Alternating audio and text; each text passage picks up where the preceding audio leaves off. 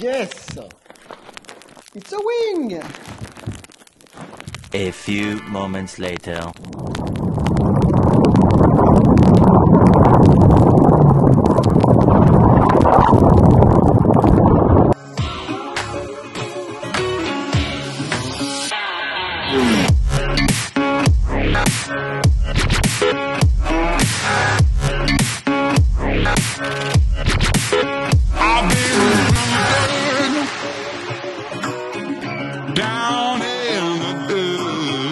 Salut tout le monde, c'est Adou. Aujourd'hui, on se teste la wing de la marque Vayu. Alors tout comme moi, vous aviez sans doute entendu parler de Vayu l'année dernière. On avait vu cette wing qui avait deux tronçons de wishbone, donc un peu à la différence de ce que faisait Duotone avec son grand wish. On avait deux tronçons de barre façon barre de kite. Et moi, cette wing, c'est vrai, m'avait un peu interpellé, ça avait attisé un peu ma curiosité. J'avais contacté la marque et cette année, ils m'ont recontacté. C'était l'occasion pour moi de tester cette wing, de la regarder en détail et de partager ça avec vous. Il s'agit de la deuxième version de leur wing.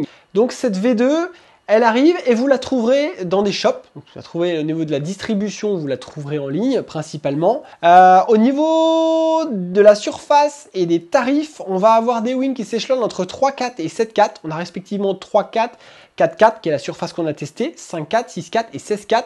7.4 pardon, avec des tarifs qui s'échelonnent entre 859 € pour la 3.4 et 1099 € pour la plus grande des surfaces qui est la 7.4. Les wishbones sont bien sûr inclus, le leash aussi. Parallèlement, en marge des surfaces, tu vas retrouver cette wing cette année en 3 coloris disponibles au moment où je te parle.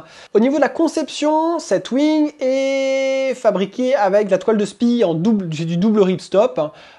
Comme la F1, la Swing et la Strike, comme le Rao chez Decat. Et au niveau des renforts maintenant, on a des renforts partout. Je crois que c'était une critique qui était posée sur la V1 de leur wing.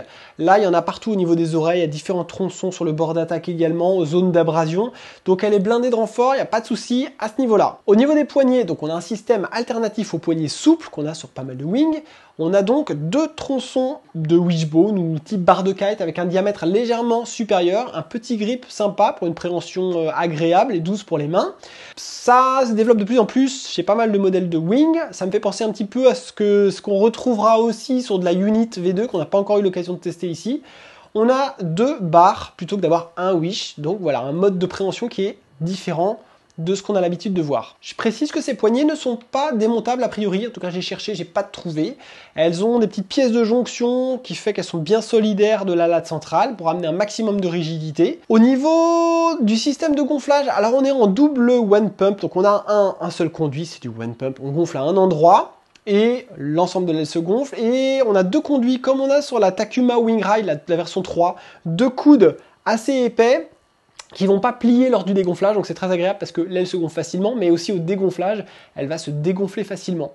Des fois, vous avez le conduit qui se pince et on a du mal à dégonfler l'aile, donc là, c'est bien à ce niveau-là. Au niveau de la valve, on retrouve une valve qui est efficace. Je crois que c'est la même que ce qu'on avait sur la SICK Raptor, une valve qui est facile à dévisser et revisser, qui ne bloque pas à la fin de la session et qui est simple à mettre en œuvre, qui est assez qualitative. Même le petit leash du capuchon se balade pas, donc c'est une bonne valve. On n'a pas les petits soucis qu'on peut rencontrer chez d'autres marques de wing cette année, où on a un petit peu de mal à dévisser les valves en fin de session. Au niveau de la spécificité du shape, pas grand chose à dire, cette aile a un peu de dièdre, elle a l'air assez compacte comme ça, mais c'est surtout au niveau de la latte centrale, celle où il y a les poignets, on a une forme un peu creusée, un peu sculptée, vous verrez c'est assez particulier. On verra ce que ça apporte en navigation, si c'est ergonomique, comment ça se passe au niveau des sensations sur l'eau. Au niveau de la mise en place, rien à dire, c'est simple, on a du one pump, on gonfle à un endroit. Il faut gonfler cette wing à 7 PSI, je crois que je ne l'ai pas précisé. Et après, c'est plus au niveau du repliage, où comme on a des fenêtres en PVC, dont j'ai pas parlé d'ailleurs, j'ai parlé du double ripstop, mais on a aussi des grandes fenêtres en PVC qui amèneront une bonne visibilité sur l'eau. On a ces doubles barres du coup, qui fait que quand on dégonfle l'aile, il va falloir la replier en tenant compte de ces barres qui ne sont pas pliables et qui ne sont pas démontables. Donc on a un sac qui est bien dimensionné en revanche, qui permet d'accueillir l'aile et qui va prendre un format un petit peu plus imposant, mais c'est pas méchant et ça tient bien dans le sac, donc ça c'est nickel. J'ai pas parlé du poids. Au niveau de la conception du poids, je pèse toutes les wings qui passent au studio sur la balance qui est juste derrière moi. J'ai pesé cette wing et la 4x4 donc sort à 3,1 kg. C'est plutôt élevé par rapport aux autres wings que je teste. Après, elle est blindée de renfort, elle a ses fenêtres PVC, elle a ses barres, ce qui peut expliquer aussi ça. À terre, le poids ne me choque pas. lorsque je gonfle cette aile et que je la manipule. Et pourtant, il n'y avait pas de vent. Et il faut savoir qu'une wing ride chez Takuma, par exemple, en 4 mètres, ce qui va avoir quasiment la puissance d'une 4.5, sera 2,5 kg. Une slick avec son Wish Alus sera 2,5 kg. Une Orao, une swing, par exemple une Takun, vont osciller entre 1,8 kg et 2 kg en 4 mètres carrés, pour vous donner un ordre d'idée. Donc on est plutôt au-dessus des poids moyens du marché.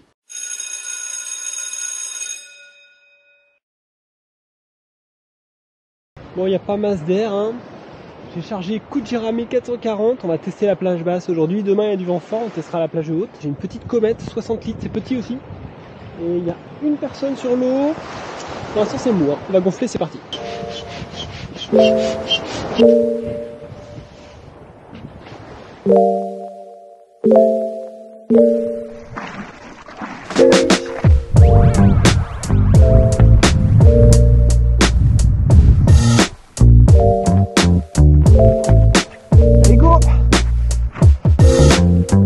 J'aime bien la sensation des barres là, c'est cool.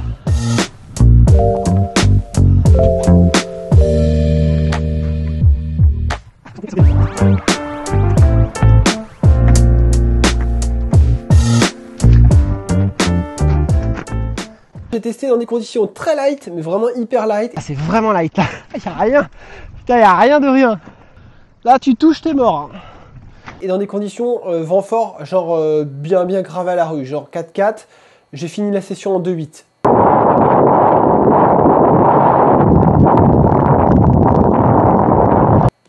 Pour donner un peu les conditions.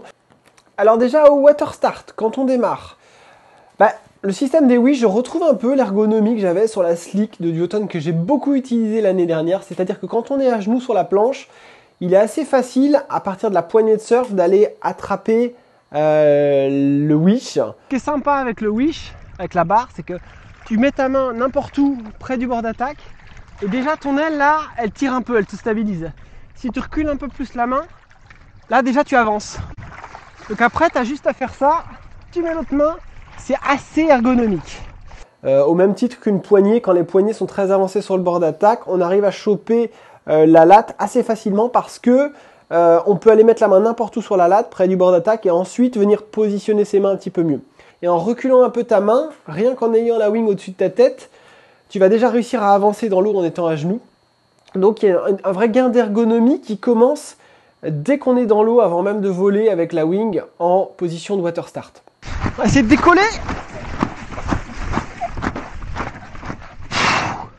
Ça part. Au niveau du pumping, l'aile est très rigide. On a un bord d'attaque qui est assez épais, un peu plus épais que la moyenne. Alors sur la latte, ce qu'ils ont fait qui est intéressant, c'est que je crois que l'année dernière, je ne l'ai pas essayé, mais elle souffrait d'un petit manque de rigidité entre les deux tronçons, les barres qui étaient très rigides, et entre deux, quand on pompait, il y avait une petite flexion. Là, vous aurez vu cette forme de latte qui est assez particulière, avec une surépaisseur au centre, entre les deux lattes, à la jonction des deux lattes, et ben ça permet, quand on pompe comme un fou avec la wing, de ne pas avoir de déformation au milieu. Donc moi j'ai trouvé que la wing restituait bien la puissance et qu'on arrivait bien à générer de la vitesse en pompant. On a une wing qui n'est pas du tout chewing-gum, elle est vraiment très rigide, elle ne se déforme pas. À ce niveau-là, côté rigidité, 3 étoiles. Alors ensuite, une fois qu'on est parti, on va parler de la stabilité de cette wing. C'est un critère important. Tu as des wings qui bougent plus ou moins en fonction du vent, que le vent est fort, que le vent est faible. Alors déjà, stabilité dans le vent faible. On a une wing qui est, comme je l'ai dit, plus lourde que la moyenne sur la balance. Alors dans le vent faible, je m'attendais à peut-être avoir une wing qui allait tomber un petit peu trop et que j'allais porter à bout de bras. Alors déjà, le fait d'avoir les poignées longues comme ça, les poignées rigides en Wish, ça t'aide à facilement la maintenir au-dessus de ta tête. C'est assez ergonomique. Et l'autre truc, c'est que cette wing, elle flotte quand même étonnamment bien, même dans le vent léger. C'est très light, hein, vraiment très light. Mais l'aile flotte étonnamment bien. J'avais peur de la porter à bout de bras, que ce soit une vraie merde. Et le premier jour où j'ai navigué avec, c'était vraiment ultra faible. J'étais en Kujira 1440 pour pallier au vent faible. On avait du mal à décoller, on avait un clapot croisé. Le vent était vraiment très faible. Donc c'était un petit peu galère comme nav, hein. J'ai fini dans un filet de pêche. Ma front wing s'est desserrée. Oh, il y a un truc, mon foil il bouge. On va retourner au bord parce que j'ai un doute sur un truc là. On avait un vent onshore qui ramenait vers les rochers. c'était pas la session du siècle. Donc il fallait pouvoir réussir à partir. Donc on a une aile qui dans le light est relativement stable, s'autoporte assez facilement. Ça c'est super important parce que moi j'ai l'habitude de naviguer avec des wings qui sont très légères, qui vont flotter dans rien. J'ai testé des wings comme la Strike, comme la Swing. Je navigue beaucoup en Takun, donc ça c'était un critère important pour moi. Je ne savais pas trop à quelle sauce j'allais être mangé avec cette wing. Donc ça c'est pour le vent faible. Dans le vent fort, le lendemain on a eu du vent très fort là récemment. Alors elle se tient bien évidemment, elle tient bien en free fly, il n'y a pas de souci, mais quand on veut commencer à bombarder, là j'étais en Alpine Regatta 580 avec des nouveaux stabs, les stabs SHA 139, 188 qu'on teste en ce moment sur la chaîne. Là autant te dire l'idée c'était d'aller vite, donc je l'ai testé en allant vite.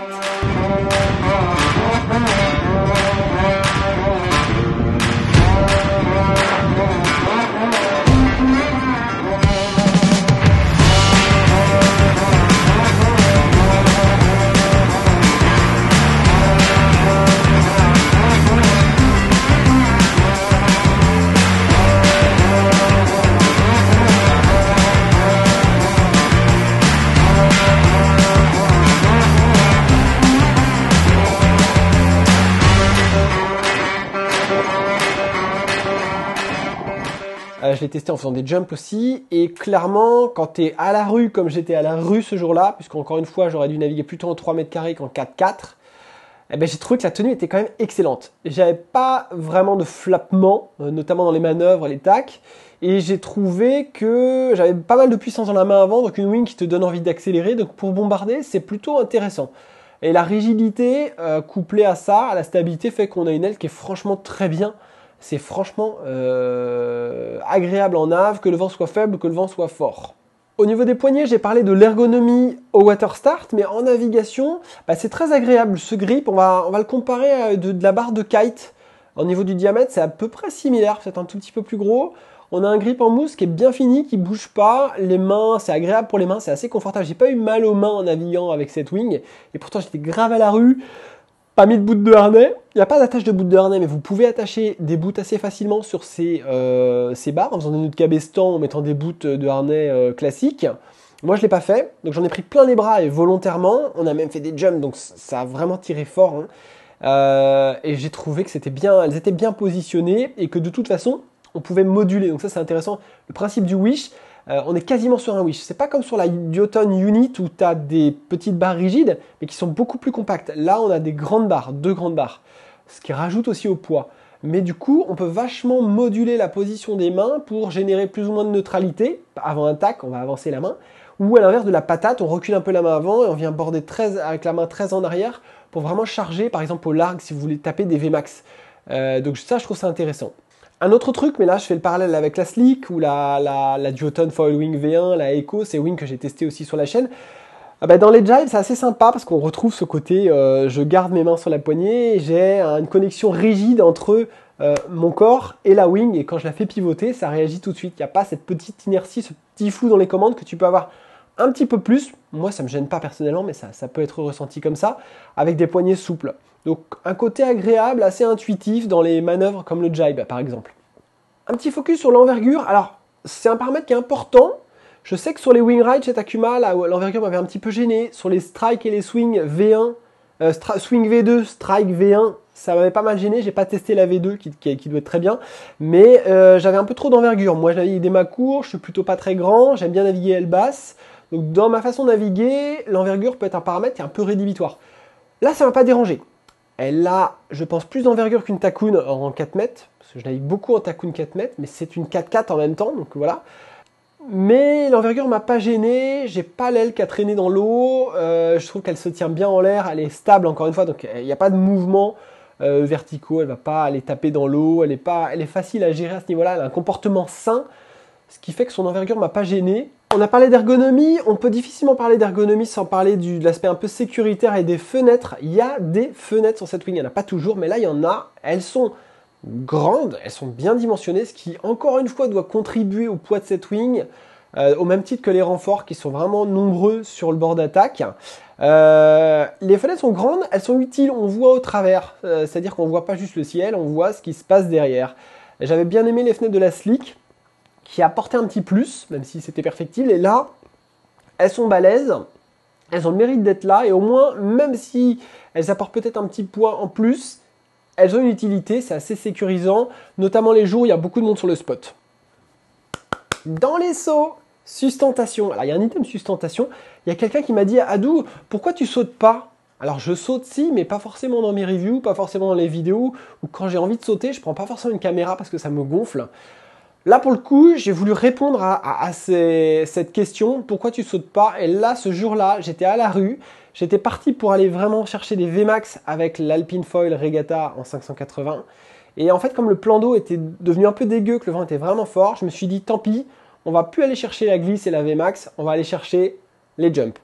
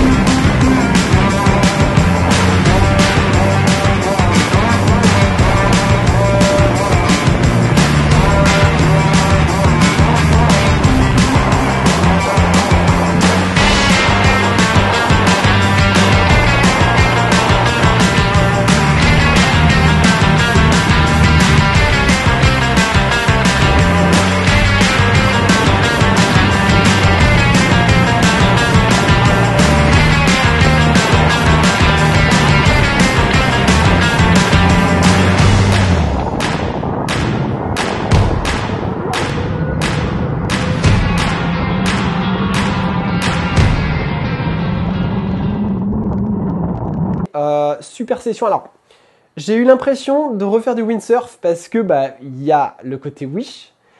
L'aile est quand même assez puissante et surtout elle est très rigide, donc il n'y a pas de déformation en l'air. Ce qui veut dire que quand tu sautes, je me suis retrouvé ma pompée en l'air en jump et tu gardes de la sustentation quand tu es en l'air. J'ai fait des descentes planées, c'était canon. Donc là-dessus, 3 étoiles, la wing en jump, la Vayu, elle est top, ça il n'y a pas de doute. Il n'y a pas de déformation, elle ne twiste pas, elle n'ouvre pas au niveau des oreilles. Tu conserves toute ta puissance quand tu es en l'air. Ça, c'est plutôt un bon point.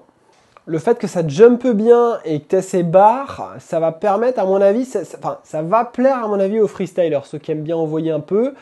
Je commence à voir des riders comme Tito Galea qui font des handle pass comme en kite avec leur wing. Bon, lui, il le fait avec des ailes à poignée, mais j'imagine qu'un wish, ça peut aider à certaines manœuvres un peu nouvelles et ça va être intéressant à ce niveau-là. En tout cas, en jump, nickel. Si tu veux te satelliser et planer à la redescente, c'est un bon choix. Alors, il y a eu des claques, il y a vraiment eu des rafales vraiment fortes, quoi. J'étais en 4x4, franchement, on est à plus de 25 nœuds. Pour mon gabarit, c'est beaucoup, hein. 25, presque 30 nœuds peut-être dans les grosses claques. J'ai fini en 2.8 avec des grosses claques. J'avais une 2.8 à côté. J'ai pris cette wing pour finir la session. J'ai fait la moitié de session en 4x4. Je voulais vraiment aller fouiller la plage haute de cette wing pour voir ce qu'elle avait dans le gilet. Et là, on a bien réussi à le faire, je dirais. On était sur un spot où on va quand le vent est de terre. Donc c'est le spot de Surlog pour ceux qui sont dans le 44 qui connaissent. C'est un super beau spot avec des rochers, un très beau cadre. Mais malgré tout, même si le vent rentre mieux là-bas que nous en baie de la Baule, c'est un spot sur lequel le vent reste rafaleux. Et du coup, c'était parfait parce que vent fort et rafaleux. C'est tout ce que je voulais pour tester cette wing. Et clairement, côté stabilité dans les rafales, moi j'ai pas eu de soucis. Je me suis pas fait peur. Je me suis fait peur parce que vraiment le facteur limitant pour accélérer, c'était moi parce qu'il y avait un gros clapot. J'étais à la rue. La wing demandait qu'à tirer pour accélérer.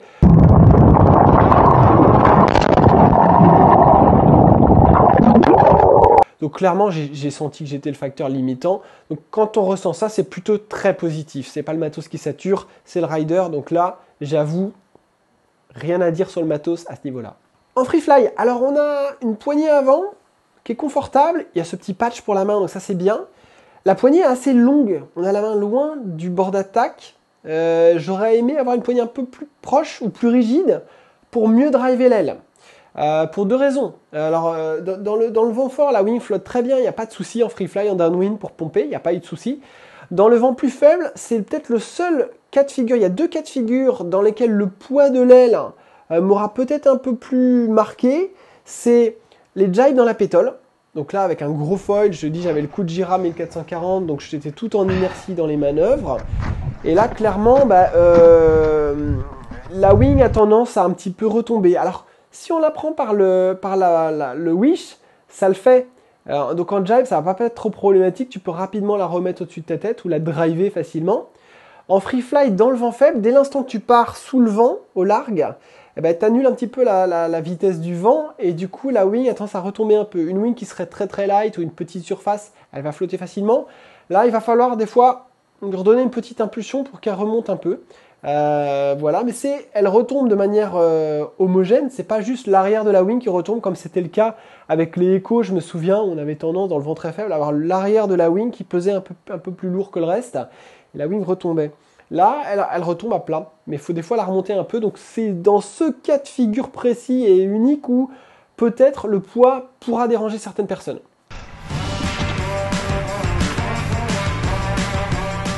Là. Petit déséquilibre.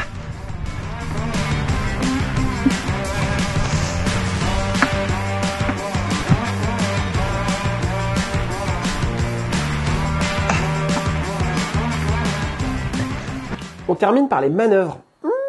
Alors, j'ai parlé vite fait des jibes, de la possibilité que tu as de driver l'aile avec la main parce que tu peux utiliser le wish, la connexion rigide entre le rider et la wing pour la faire tourner, donc pour la faire pivoter. C'est vrai que c'est très sympa.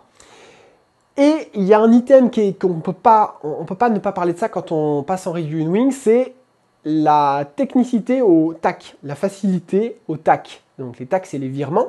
Donc on va vers le vent, on passe l'aile au-dessus de sa tête pour changer d'amure, pour faire demi-tour. Putain, elle tourne bien. Ça, c'est cool. Et là, tu as des wings qui vont des fois bloquer face au vent, qui vont être plus ou moins techniques, qui vont demander de s'adapter. Alors là, honnêtement, sur la Vayu, j'ai jamais vu une aile aussi facile. Ça me rappelle vaguement la Foilwing V1, la toute première du automne, qui pivotait de manière presque excessive d'une amure sur l'autre. J'ai coutume de beaucoup parler des Tacoons qui sont assez faciles à ce niveau-là. Je les aime bien en vague parce qu'on peut faire un tac sur une vague et repartir au surf directement. Cette Vayu, même si tu n'as pas encore dépassé l'axe du vent, dès que tu la mets au-dessus de ta tête, elle bascule toute seule sur l'autre amure. Ça a l'air de bien tourner, regarde ça. Tac. Ah, elle tourne toute seule. Ça, c'est un régal, tu vois. T'as dans les manœuvres, alors ça, putain, ça vaut des points. J'ai un copain qui l'a testé, il m'a fait exactement le même feedback sur une session. Donc on était vraiment raccord pour dire que elle a une capacité qui est impressionnante à pivoter d'une amure sur l'autre. Donc pour quelqu'un qui veut apprendre les tacs, entre la rigidité, les systèmes de préhension, petite barre type wish rigide, et cette capacité à tourner d'une amure sur l'autre ultra facilement, là c'est du 20 sur 20. Et tu tac. On atteint la raise. Ça pousse un peu.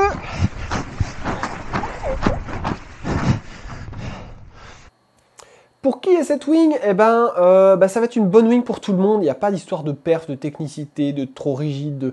C'est une wing qui est super rigide, donc tu auras cette capacité à pomper facilement avec en gardant de la patate dans les bras. Et c'est ce qu'il faut pour un débutant, mais c'est ce qu'un rider perf va bien aimer aussi, notamment dans le vent fort, pour pas avoir une wing qui poulpe, ça c'est très important. Le système de préhension, pour quelqu'un qui fera du freestyle, qui a un super niveau, ça va être pas mal. Pour quelqu'un qui débute, c'est assez agréable, encore une fois, au Waterstar, de pouvoir aller choper le wish et après ajuster la position de ses mains. Je trouve ça super facile, en fait. Donc, une wing qui va convenir à tous les riders. Au niveau de l'envergure, elle n'est pas gênante, elle est dans la norme. Donc, on va pas avoir une wing qui traîne trop dans l'eau. Il faudra juste prendre la bonne surface. En termes de plage d'utilisation, j'en ai pas trop parlé, mais je la situe vraiment dans le lot de la plupart des wings. C'est pas une wing surpuissante comme peut l'être la Wing Ride ou les N6 qui sont très, très péchus par exemple. Ça va être un peu moins péchu qu'une Slick. Ça va être dans la lignée des Tacoon V2, tout ça. Wing rigide, dans sa plage d'utilisation. Là, il se trouve que c'était une 4x4 et non pas une 4 mètres. On a quelque chose d'assez proche de ma 4 mètres Tacoon. Peut-être un petit peu plus de jus quand même. Hein. La wing est un petit peu plus grande, avec une envergure subtilement plus élevée. Mais on est complètement dans la norme sur la plage d'utilisation, donc il n'y a pas lieu d'en faire des caisses là-dessus. J'aime bien le fait qu'il y ait des renforts un peu partout, ça va rassurer l'utilisateur, parce que ça aura une utilité pour quelqu'un qui ne sait pas trop manipuler sa wing sur la plage, qui débute, tout ça. Donc pour quelqu'un qui est plutôt novice, on a un truc qui va être quand même, à mon avis, assez résistant. Il y a un truc quand même, faudra faire gaffe, mais ça c'est le cas aussi, on en parle pas mal sur les units, ces barres rigides, elles ont des angles qui sont assez, des angles à 90 degrés, assez acérés, donc si jamais la wing vient claquer sur la planche, bon il y a du pad, il y a de la mousse, tout ça, mais tu peux éventuellement faire un bobo à ta planche parce que on a une structure rigide sous la wing, contrairement à des poignées souples, donc ça peut venir endommager la planche dans certains cas, si tu gères mal au water start, que tu tombes avec la wing sur la planche.